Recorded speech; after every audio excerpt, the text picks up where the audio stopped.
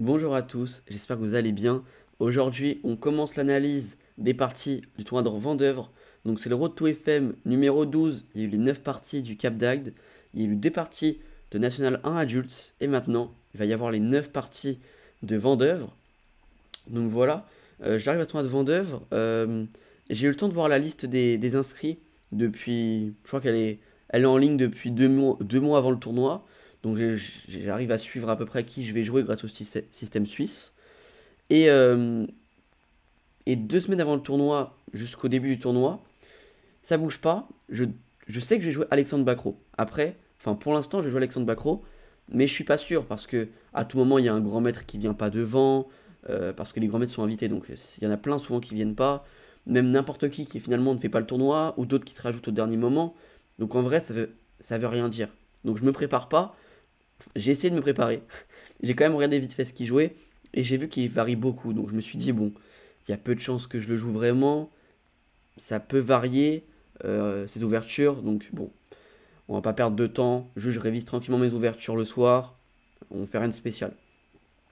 Et là, j'arrive donc à midi 30, la première partie, et je vois jouer contre lui. Je me dis, ok, bon tirage, mauvais tirage, je sais pas. Parce que autour, il y avait des grands maîtres, mais on peut se dire que c'est des petits grands maîtres, comme ils sont que 2400. Il y avait des maîtres, donc des maîtres normaux à 2400, c'est environ la moyenne. Il y avait des maîtres feed à 24, donc c'est des maîtres feed très solides. Et il y avait Alexandre Bacro, le seul joueur non titré à 2400. Donc il a décidé de ne pas prendre le titre de maître feed, sûrement parce qu'il pense qu'il va vite devenir maître. Donc ça sert à rien de prendre le titre de maître feed. Mais en tout cas, ouais, je savais pas trop quel joueur je préférais jouer. J'ai fait un petit sondage sur Twitter. Euh, la moitié d'entre vous préférait que je joue Alexandre Bacro. Et donc je suis bien tombé contre lui. Après, il y avait aussi un facteur important dans cette partie. Il y avait la finale de la Coupe du Monde à 16h. Ma partie commençait à 12h30. Ce qui veut donc dire, c'est soit j'arrive à faire une perf, et là ça me dérange pas de rater une partie du match, soit je perds, et je vais perdre en moins de 3h30 pour voir le match. Ça déjà c'est quelque chose d'important. Mais du coup voilà, on part sur cette partie. J'arrive dans ce tournoi assez malade, je pense à peu près comme pas mal de gens en hiver. Mais ok, j'étais surtout hyper malade, ronde 5 je crois, ronde 5-6. De toute façon je vous dirai ça quand on arrive à cette ronde là. Là ça va, c'est juste qu'à chaque coup, je faisais que être choumé, je me mouchais à chaque coup. C'était assez chiant, mais voilà, on a fait avec. Et donc j'arrive contre Alexandre Bacro, et il me joue D4. Il me joue D4, ok. Je réponds cavalier F6. Faut savoir que dans ce tournoi, j'ai eu 5 fois les noirs, 4 fois les blancs. Et qu'on m'a joué beaucoup, beaucoup de fois D4. Je m'en souviens plus du nombre de fois, mais je crois quasiment tout le temps on m'a joué D4, à part une fois, je crois. Donc D4, je préfère quand on me joue E4, donc ça m'a un peu embêté. Du coup, D4, cavalier F6, cavalier F3, C5. Directement, je vais essayer de venir l'embêter au centre. On vient contester le centre avec D5. C'est soit il défend, soit il pousse, soit il prend. S'il prend, l'idée, ça va être de soit venir récupérer le pion avec dame A5 échec et dame prend C5, soit de venir faire E6 et essayer de mettre une pression sur ce pion pour le récupérer et jouer avec le centre ensuite. S'il pousse, on joue E6 et on rentre dans la Benoni, classique. Et s'il vient le défendre, il nous laisse le centre, donc on le prend. D5, c'est la partie. Donc directement, il prend la décision de bloquer son fou. On peut se dire qu'il va donc jouer avec B3, fou B2. Venir faire le fianchetto plutôt par ici. Donc il joue fou E2, je joue cavalier C6. Je me développe. Il joue petit roc et je joue fou G4. Directement, je viens poser une question à ce cavalier. Ici, en fait, j'ai pris un peu de temps avant de jouer ce fou G4. Je voulais juste vérifier s'il n'y avait pas des histoires avec cavalier E5. Parce que ça, je sais que ça existe dans certaines variantes. En fait, l'idée, c'est quoi? Si je prends ce cavalier, d'abord, il viendra prendre. Il viendra prendre, je vais venir prendre, il va reprendre, et ce cavalier doit bouger, sûrement en D7. Et derrière, il y a peut-être des histoires avec E6. Des fois ça marche, des fois ça marche pas. Je pense que là ça marche. E6, et l'idée c'est de venir donner un pion pour jouer contre la mauvaise structure de pion. Et ça, j'ai réfléchi à tout ça, mais je me suis dit, ok, cavalier E5, déjà, surprise, qu'est-ce qu'il fait? S'il reprend tout simplement, ok, là, là je peux ramasser ça. Je peux ramasser ça parce que s'il prend, je gagne un pion. Donc il va faire cavalier prend, et je fais pion prend. Et cette pose-là, elle est clairement ok pour moi. Je vais pouvoir jouer C5. Donc je me suis dit, ça va. Deuxièmement, je me suis dit, s'il prend ici intermédiaire, je prends sa dame, il prend la mienne. Je prends un pion, il prend un pion, je vais prendre, il va reprendre. Cette pose-là, j'aimais pas trop. Donc je suis revenu en arrière. Je me suis dit, quand il prend là, est-ce que je peux juste pas prendre tranquillement comme ça? Oui, en fait, si. Je peux arriver dans cette finale-là, matériel égal, et je trouve que mon développement est un peu supérieur au sien. Je vais pouvoir faire petit roc, ça va, la pose est tranquille. Donc je me suis dit, ok, c'est bon. Cavalier E5, il n'y a pas de problème. Donc je joue fou G4. Il joue cavalier 2. Pareil, il faut aussi se poser la question, est-ce qu'il peut pas prendre? Mais s'il prend, je vais juste jouer E5 et récupérer le pion ensuite. Il fait donc cavalier 2. Je fais E6. Je continue mon développement. On va mettre le fou en D6 et on va faire petit roc. Il fait H3. Donc première question, est-ce que je dois prendre? Est-ce que je dois reculer en F5? Est-ce que je dois faire fou plutôt en H5? Ou est-ce que j'ai le droit de venir faire H5 et sacrifier la pièce? Bon, très rapidement, je me suis rendu compte que je pouvais pas sacrifier la pièce, bien sûr, parce qu'il va juste reculer. Et quand je vais faire dame D6 pour menacer les maths, il aura juste des idées avec G3. Et donc là, il n'y a plus rien. Donc ça sert à rien. On fait pas H5. Ensuite, je me suis dit, est-ce que je peux prendre? Donc vite fait, je me suis très rapidement dit que je peux pas prendre. C'est assez logique. Parce que bon, je sais pas s'il faut qu'il fasse fou prend ou cavalier prend. Peut-être fou prend plutôt. Et il va préparer E4. Et j'ai juste donné ma paire de fous pour rien. Donc fou prend, c'est pas envisageable. Donc là, deux possibilités. Soit fou H5, soit fou F5. Si je fais fou F5, je me suis dit, je suis venu en G4 pour clouer ces pièces. Donc si je recule en F5, c'est juste pas logique. Il va peut-être jouer des idées avec G4 et cavalier E5. Ou même sans G4, il va peut-être jouer juste cavalier E5. Peut-être préparer B3, fou B2. En fait, mon fou là, je ne savais pas trop à quoi il sert. À quoi il servait. À quoi il sert? Ouais, à quoi il sert. Du coup, j'ai fait fou H5. J'ai fait fou H5. Il a fait C3. Il consolide ce pion en D4. Mais je me suis dit, c'est un peu bizarre parce que si il bloque son fou ici, c'est peut-être pour faire le fianchetto. Donc s'il fait C3, derrière faire B3, ça va créer une grosse faiblesse en C3. Donc je me suis dit, ok, ça me surprend un peu. Surtout que c'est peut-être moi qui va avoir la diagonale de case blanche pour mon fou. Donc C3, ça m'a un peu surpris. Après, c'est vrai que ça va peut-être créer une faiblesse s'il le laisse comme ça. J'ai pas trop d'idées pour lui, mais ok, C3, ça n'a pas l'air non plus d'être horrible. Je fais donc fou D6, et là il prend. Donc ça, c'est thématique. Souvent, dans ce genre de position, les blancs attendent que je bouge mon fou une fois, et ensuite ils prennent. Parce qu'en fait, si ils prennent directement, je vais juste faire fou prend. Et là, c'est à lui de jouer, il fait C3, et c'est à moi de jouer dans cette position-là. Alors que si je fais d'abord fou D6, puis il prend, et je reprends, dans cette position-là avec C3, c'est à lui de jouer. Donc il a gagné un temps. C'est pour ça qu'ils attendent qu'on sorte notre fou en D6, ou en E7, et ils viennent prendre pour gagner un temps. Il a ensuite donc fait B4. B4, ça peut être... ok, c'est une idée fréquente. Je joue pas tellement ce genre de position. Donc au début, ça m'a légèrement surpris, mais ensuite j'ai compris, je m'en suis rappelé que ça se joue. Mais c'est vrai que ça peut pas forcément paraître hyper logique au début, quand on voit que ça crée des faiblesses. Mais ok, directement, on se rend compte qu'il va jouer A3 pour défendre ce pion et préparer C4. Donc pas de souci. Je reviens en D6. Alors ici, j'ai hésité. Bon, bien sûr, je vais pas venir en B6. Sinon, je vais peut-être juste perdre un temps plus tard avec C4, cavalier prend. Il va attaquer mon fou, je vais devoir le rebouger en C7. Donc je me suis dit, c'est soit je viens en D6, soit je viens en E7.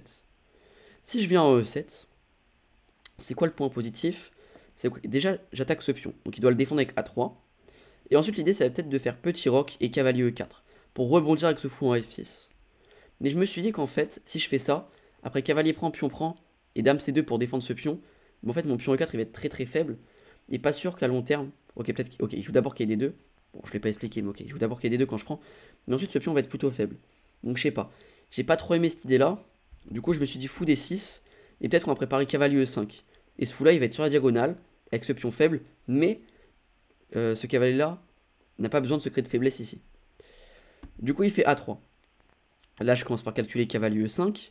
Mais je me suis dit qu'après cavalier prend, fou prend, cavalier prend F7. Si je prends sa dame, il prend la mienne. Je vais reprendre, il va reprendre. Et là, il a un pion de plus. Donc ça, c'est pas possible. On peut aussi se dire prise, prise. Mais ok. Pardon, pas ça. Oula, qu'est-ce que je raconte? Ça, voilà. Là, on peut se dire, je vais juste reprendre. Mais pareil, il a gagné un pion. Donc ça, c'est pas possible. Donc je décide de jouer petit roc. Il joue donc C4 pour venir enlever cette faiblesse-là. Parce que maintenant, je vais peut-être avoir des idées de tour C8, cavalier E5 qui vont arriver. Donc je fais pion prend, pas trop le choix. Je vais pas le laisser ni m'enfermer mon fou, ni me créer un pion peut-être isolé. Bon, ici ça se voit qu'il faut prendre, c'est logique. Il fait cavalier prend et je fais donc fou C7. Fou C7 parce que en E7, je sais pas, il sert un peu à rien. Donc alors qu'en C7, il va peut-être préparer cavalier E5. Il va peut-être préparer une batterie sur son roi. Je pense qu'il est mieux en C7. Surtout qu'il contrôle bien les cases du cavalier. Il peut pas rebondir en E5 ni en A5.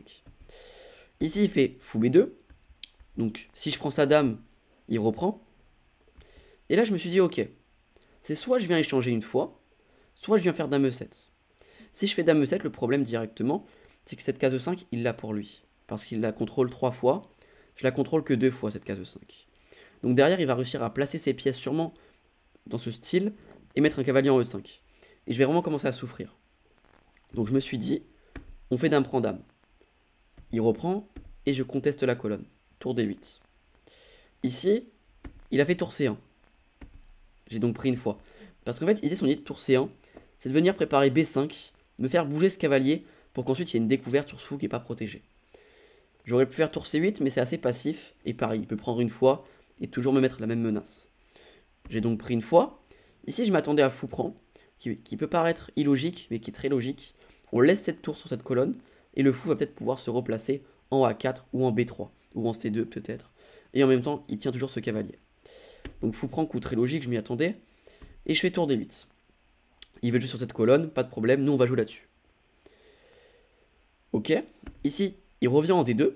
L'idée, ça va être de venir défendre ce cavalier avec ce cavalier, pouvoir bouger son fou donc, sans se faire doubler les pions, et menacer B5 et la découverte où je perds une pièce. Je fais donc fou B6, je replace mon fou, et j'enlève la menace de B5. Parce que maintenant, s'il fait B5, je vais juste faire cavalier à 5, et peut-être l'embêter sur certaines cases. Il a donc fait roi F1, plus trop d'idées, il ramène son roi au centre en finale, assez logique. Et là, je fais fou G6. Là, je me rends compte, en fait, que le jeu n'est plus là. Il défend 2 fois ce cavalier, même 3 fois si on compte le pion. Je me rends compte que ce fou-là, il sert plus à rien. Faut que je le replace. J'ai la paire de fous, faut qu'elle soit active. Et là, je vois bien que cette case D3, avec un roi en F1, même s'il décale en E1, il peut y avoir des problèmes sur cette diagonale. Je fais donc fou G6 directement. Fou G6, il fait roi E1, et je fais fou D3. Là, je me rends compte que je commence vraiment à avoir du jeu. La paire de fous commence à s'activer. On remarque directement les cases pour mes cavaliers. La tour est sur la colonne. Et ma structure de pion est parfaite. La sienne aussi. Mais mes pièces sont plus actives. Et j'ai plus de menaces. Donc là, je commence vraiment à me sentir bien dans cette partie. Peut-être pour la première fois de la partie, je me sens peut-être un peu mieux. Il fait donc cavalier C4. Il essaye de ressortir. Bien sûr, ici, on va pas faire fou prend. Parce que si on fait fou prend, on va juste lui donner la paire de fous. C'est débile. Donc ici, je vais juste faire cavalier D5. Je viens de dire que c'est débile de donner la paire de fous. Donc pourquoi je fais cavalier D5 en lui laissant le fou, alors que j'aurais pu faire fou C7. Le problème de fou C7, c'est que mes pièces sont très passives et que directement il a peut-être des idées avec B5, pas sûr, mais en tout cas mes pièces sont passives. J'ai pas trop aimé. Donc je préfère jouer cavalier D5. Comme ça, s'il prend ma paire de fous, pas de problème. Je reprends et derrière, j'aurai la case C4 pour mon cavalier. Et ce cavalier-là va peut-être pouvoir rebondir en E5 plus tard. Et avec ce cavalier en C4, je peux peut-être préparer des idées avec E5, E4 pour fixer mon fou en D3. Donc là, je me sentais plutôt bien s'il prenait ici. Et s'il prend pas, en fait, je vois pas trop comment il continue. Donc il a pris. C'est assez logique. Cavalier prend. Et cavalier D4. Il place ses pièces. Ici, il veut que je prenne. Comme ça, derrière, il a paire de fous active. Elle va s'activer peut-être en F3 ou en B3. Et il va chasser mon fou, peut-être avec roi D2. Je peux pas bouger le cavalier sinon je perds à 7. Donc là, bien sûr, il est très content si je fais ça. Je peux même pas faire tour D6, sinon il va faire fou prend, tour prend et tour C8 mat. Donc ici, pas le choix. Je fais cavalier C4. Je me dis, ok, s'il vient prendre là, on va juste reprendre. Ok, je me crée 2 pions isolés, mais derrière ça bouge pas en fait. Là, je suis vraiment bien avec ces 2 pièces-là qui sont très très fortes. Je me suis aussi dit, ok, est-ce que il n'y a pas des idées du style C'est quoi que j'ai calculé? Non, ok, non. Je m'étais dit qu'il prend C6, c'était obligé. Parce qu'en fait, si j'attaque le fou, il peut pas le défendre. S'il le bouge, il perd à 3. Oui, et voilà. Je m'étais dit, est-ce que sur fou C3, cavalier prend, est-ce qu'il va peut-être pas jouer des idées en mode tour à 1, du style, je bouge mon cavalier, et derrière il fait cavalier prend et il ramasse à 7. Je me suis dit, ok, là peut-être que je peux prendre intermédiaire. S'il prend ça, je reviens, j'ai un pion de plus. Donc il va devoir reprendre. Et là, cavalier B5. J'ai calculé ce genre de choses. Fou prend. Et peut-être que je me suis dit, ok, il y a peut-être des tours à 8 à la fin. Et le fou n'est plus défendu. Il doit bouger. Et derrière, au pire des cas, on rentre dans cette finale-là. Et ça a l'air d'être ok. Cette finale, elle m'a l'air d'être imperdable. Donc j'ai calculé ce genre de choses. Mais en fait, ici, le bon coup, c'est bien cavalier prend. J'avais prévu pion prend. Et là, il me fait fou D4. Et ça, en fait, fou D4, je l'avais calculé, mais d'une autre manière. Je m'étais dit, ok, sur fou D4, s'il veut laisser ce pion, cavalier prend, tour prend, et peut-être cavalier B5. Et cette finale-là, je défends ça, j'attaque ça, ça a l'air d'aller. Je m'étais dit ça. Je m'étais aussi dit, tour A1, je fais juste cavalier B5, et s'il fait fou prend A7, encore une fois, tour A8. J'oblige fou D4, et cette finale-là, imperdable toujours. Ok, je me dis, attends, mais pourquoi il fait fou D4 alors? Et quand il joue fou D4, je me rends compte d'un truc. C'est qu'en fait, si je prends ce pion, il y a tour C3. Il attaque mes deux pièces en même temps. Et là, je commence à me dire, j'ai donné la game. Je me dis, j'ai donné la game. Parce que maintenant que j'ai créé ces deux faiblesses-là, si je peux pas prendre ce pion, comment je défends ça? Ok, seule manière, tour D7. Mais ok, si je fais tour D7 maintenant, comment il continue? Bah, il va peut-être faire fou 2, m'obliger à échanger ça, jouer sur la faiblesse derrière. Je me dis, oh là là. Quand je vais bouger mon cavalier, il va mettre des B5. Prise, il y aura des mates du couloir. En fait, je vois plein de fantômes. Et je me dis, j'ai donné la game. Et là, je vois quoi? Je me dis, ok, cavalier prend A3, tour C3. Est-ce que j'ai pas quelque chose? Et bah oui, j'ai quelque chose. Cavalier prend A3, tour C3. J'ai cavalier B5. Donc pas le choix. Maintenant qu'il m'a donné le pion, il va ramasser la pièce. Et là, maintenant, j'ai E5. Mais ça, faut bien le calculer parce que c'est très dangereux. Cavalier prend A3, tour C3, cavalier B5, tour prend D3, E5. Faut se dire comment il continue. J'ai pensé à fou F3 au début. Et c'est bien la partie. Il m'a joué fou F3. Je me suis dit, ok, fou F3. Je me suis dit, ok, cavalier prend, tour C3, cavalier B5, tour prend, E5, fou F3. Si je prends, il viendra faire fou prend C6, il va m'attaquer mon cavalier et ce pion. Et je me dis, je vais avoir un pion de moins dans la finale. Je vais avoir un pion de moins dans la finale, mais je me dis, ça va. Cette pose-là, c'est ok. Cavalier C7. S'il fait pion prend, je vais faire cavalier là. Pion pousse, cavalier F4. Et il va pas pouvoir défendre ça, ça et ça. Donc je me dis ça va. Je me dis aussi, s'il fait plutôt tour prend, cette finale là, elle m'a l'air d'être, ok, mieux pour lui, on est d'accord, il a le pion de plus, mais c'est clairement tenable, je pense. Je pense, il y a des chances que je la tienne. Parce que directement j'ai cavalier E6.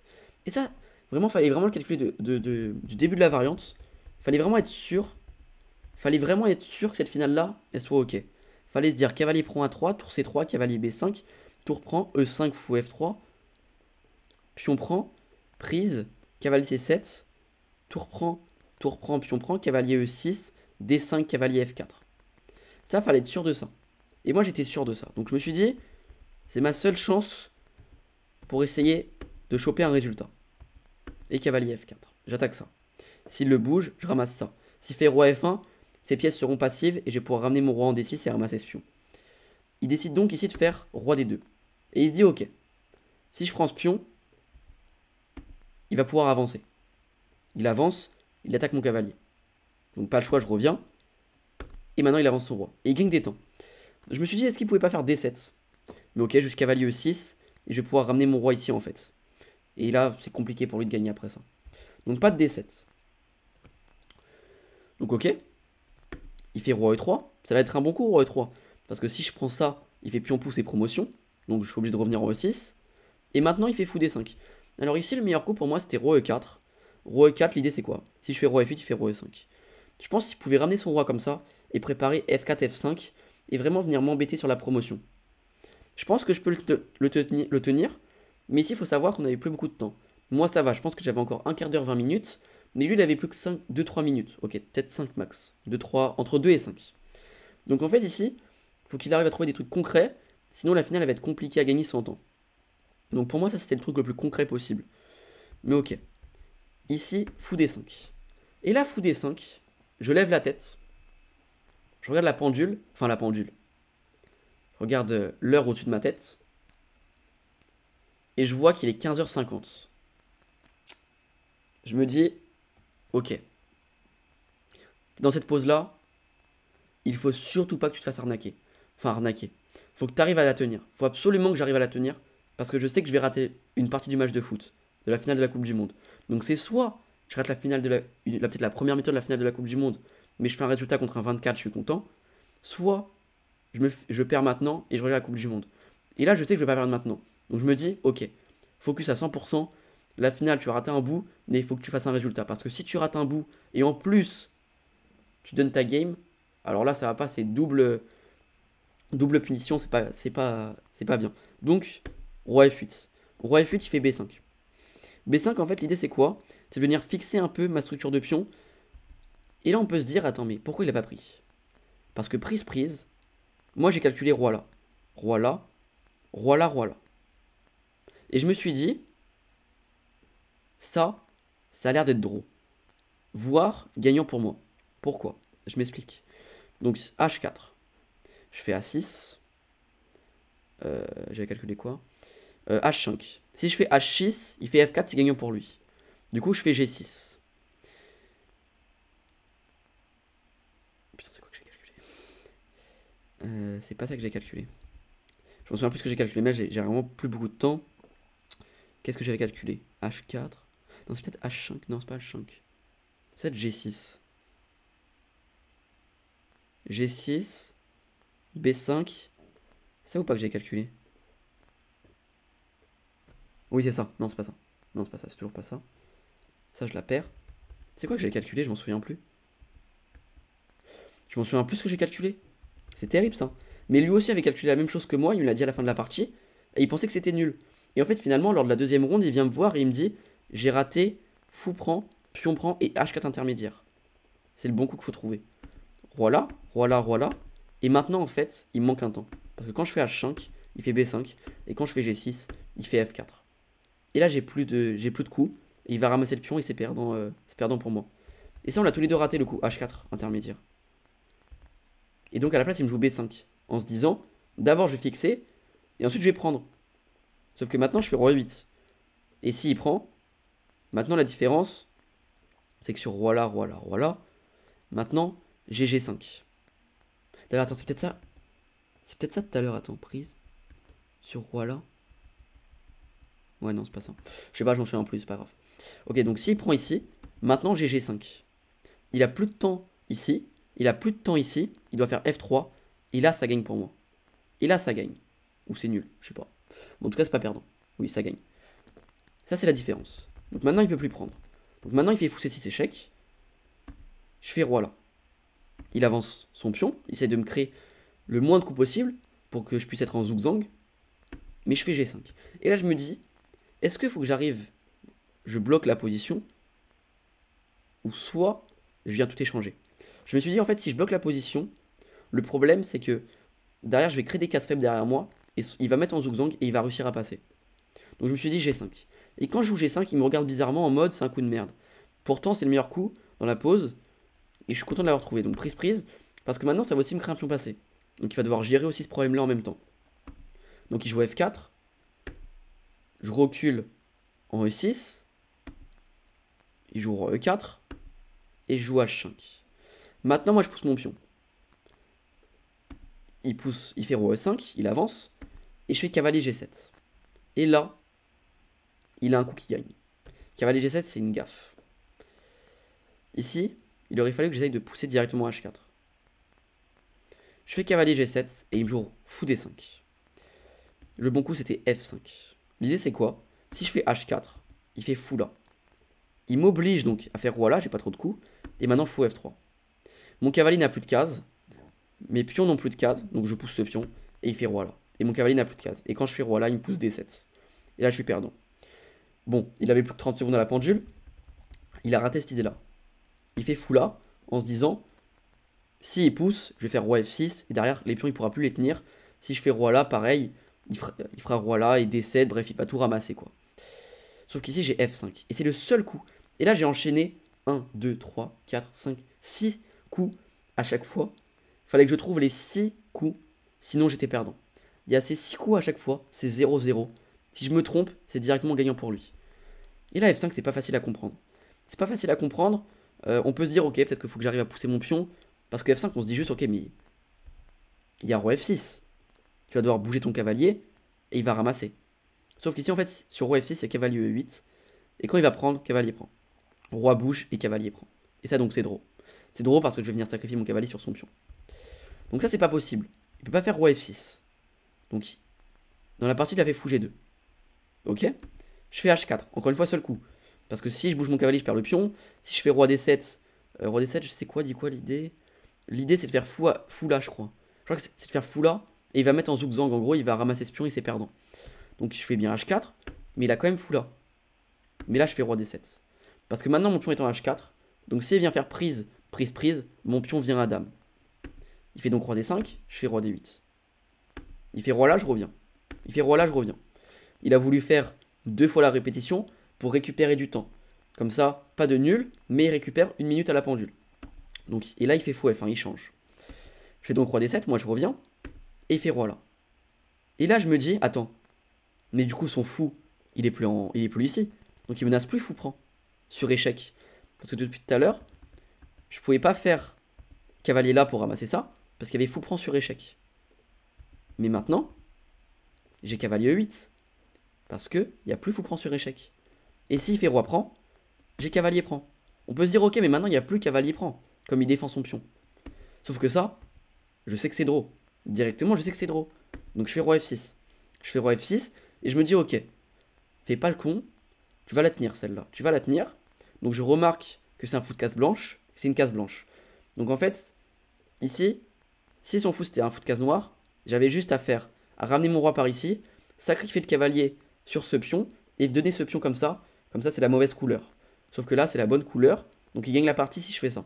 Donc je peux pas faire ça. Donc je me dis, ok, on va juste empêcher son roi de contourner comme ça pour ramasser le pion, ou contourner comme ça pour ramasser le pion. Faut juste éviter ces deux plans-là, et le troisième plan, pousser le pion. Donc il faut que j'évite ces 3 plans-là. Il fait fou là, je fais cavalier là, je vais replacer mon cavalier tranquillement. Je le place. Là, il peut pas ressortir, sinon j'ai cavalier là. Là, je fais cavalier là, je l'empêche de ressortir toujours. Et il pousse son pion. À partir du moment où il a poussé son pion, je me suis dit, c'est bon, je tiens la draw. Parce qu'en fait, son pion, maintenant il est sur case blanche. Ça veut dire, il va plus pouvoir avancer, parce que la prochaine case, c'est une case noire. Donc je vais juste avoir à ramener mon roi en E5. Et là, en fait, quand j'ai joué à roi E5, encore une fois, il m'a regardé en mode, t'es bête. Il m'a clairement regardé en mode, c'est un coup de merde. En vrai, ça aurait pu. Ça aurait pu être un coup de merde, parce que c'est vrai que j'aurais pu juste le regarder un peu en mode, tu t'avances comment, en faisant des coups d'attente.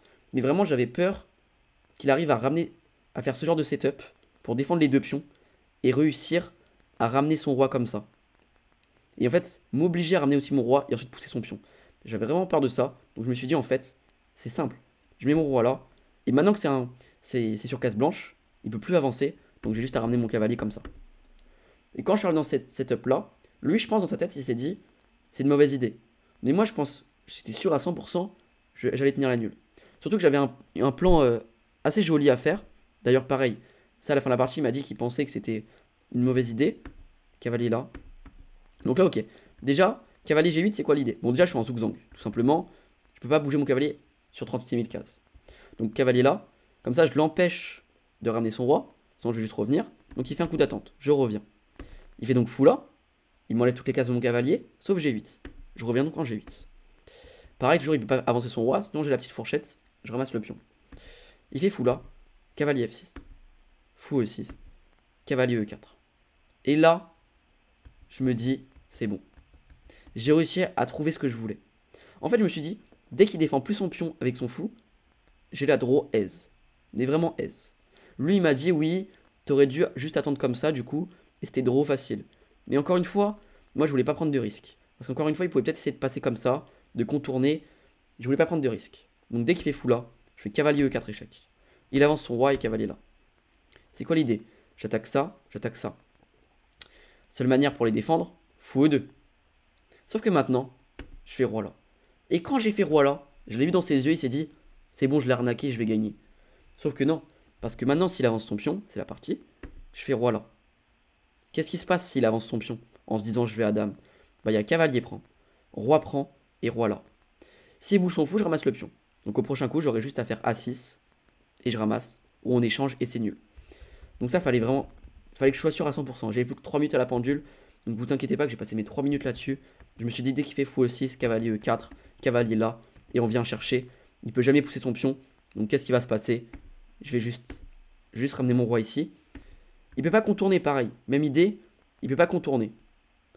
Parce que dès qu'il arrive là, je vais réussir.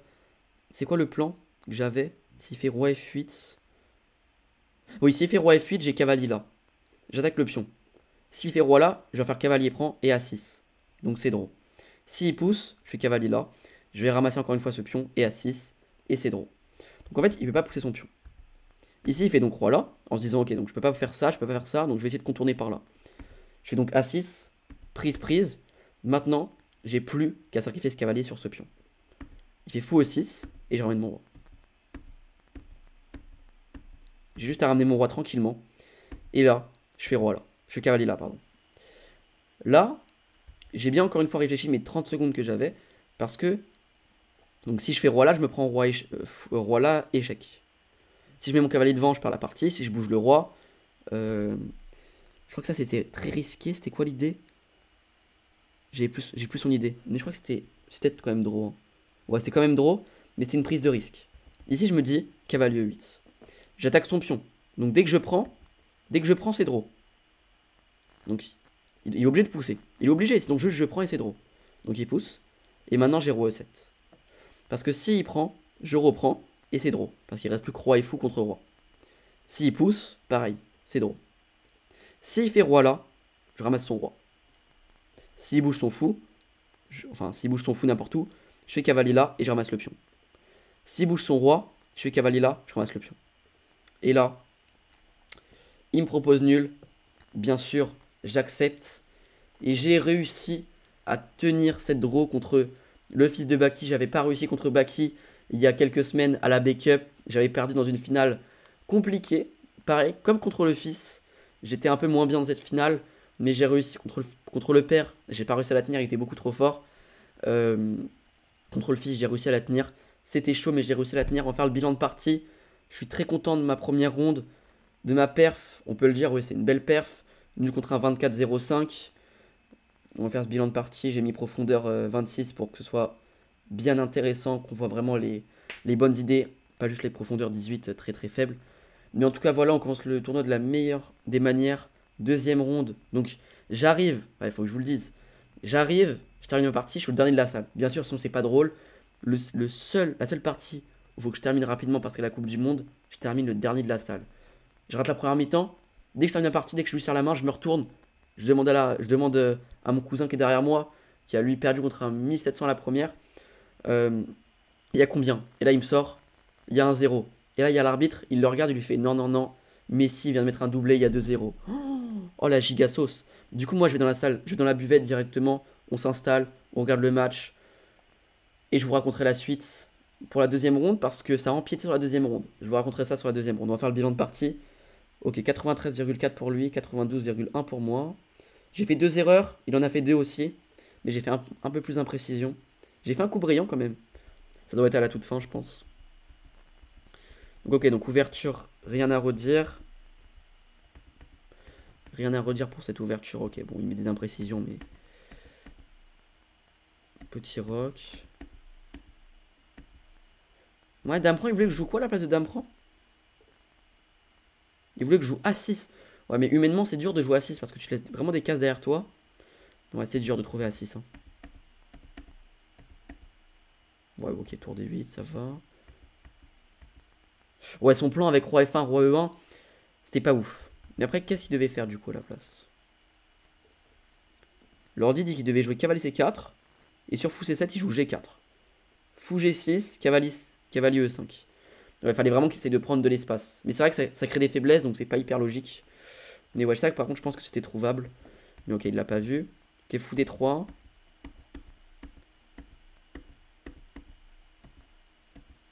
Ouais, ok. Ouais, ça c'est forcé, hein. C'est forcé, c'est la meilleure ligne. Ok, là je me suis trompé. Là, fallait jouer A6. Mais attends, mais là, la finale, elle est clairement facile à gagner, là. Je comprends pas. L'ordi veut que je joue ça, quoi. Je comprends pas. Ça, c'est... Je suis pas fou, ça, c'est gagnant facile pour... Je suis fou ou je suis pas fou? Ça, c'est gagnant pour les blancs, ça. Oui, que c'est gagnant. Oui. Ok, il veut que je joue ça, mais c'est ok, mais... C'est parce que l'ordi trouve que c'est la meilleure variante. Mais humainement, tu rentres pas là-dedans, c'est perdant directement. Ok. Donc, j'ai fait 2 erreurs. Une première erreur, je la referai quand même, parce que sinon, c'est juste gagnant facile pour lui. Et oui, ma deuxième erreur. Ah oui, je sais, c'est quand. C'est à la fin, quand il rate le fou prend E6. Ah non, même pas. Même pas. Là, il rate fou prend E6, c'est même pas une erreur. C'est quoi mon erreur? Attends, on l'a peut-être déjà passé? Ah non, c'est H5. Ah bah oui. Ici, c'est égal. Faut que je défende avec cavalier F8, c'est pas très facile. Et cavalier D7. Parce qu'en fait, s'il vient échanger ici, mais en fait, il peut jamais avancer. Parce que dès qu'il avance et qu'il prend, je vais à dame. Du coup, ça, c'est gagnant pour moi. J'aurais dû défendre avec cavalier F8. Et là, il rate l'idée avec F5, on en a parlé. Très très dur. F5, fou là. H4.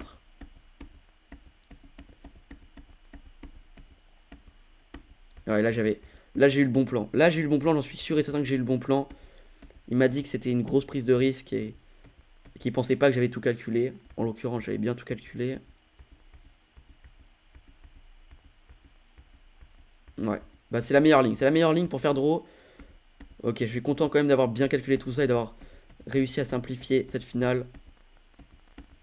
Ah, c'est ça le coup brillant. On termine avec un coup brillant la partie. Ça fait plaisir. Mais voilà, en tout cas, on voit le graphique et on voit vraiment qu'il a dominé cette partie. Mais j'ai bien réussi à tenir. Je suis content, je suis très content de ma partie. Ça fait plaisir. Une petite perf pour commencer ce tournoi. En espérant que ça en engendre d'autres. Je suis très content vraiment très content de cette partie. Deuxième ronde, je jouerai le grand maître allemand Thorsten Hobb, qu'on voit souvent dans les tournois en ligne. On le voit souvent dans les Open en France. Je crois qu'il habite en France d'ailleurs maintenant. Donc voilà, un GM à 24-20. C'est un bon GM. J'aurai les blancs. L'objectif, c'est de faire une deuxième perf, encore une fois, pour rester dans les parties contre des forts joueurs. Et voilà, voilà. En tout cas, j'espère que cette vidéo vous aura plu. Si c'est le cas, n'hésitez pas à liker, la partager et la commenter. Et d'ailleurs, je ne vous l'ai pas dit, c'est vrai que je tourne cette vidéo le 31.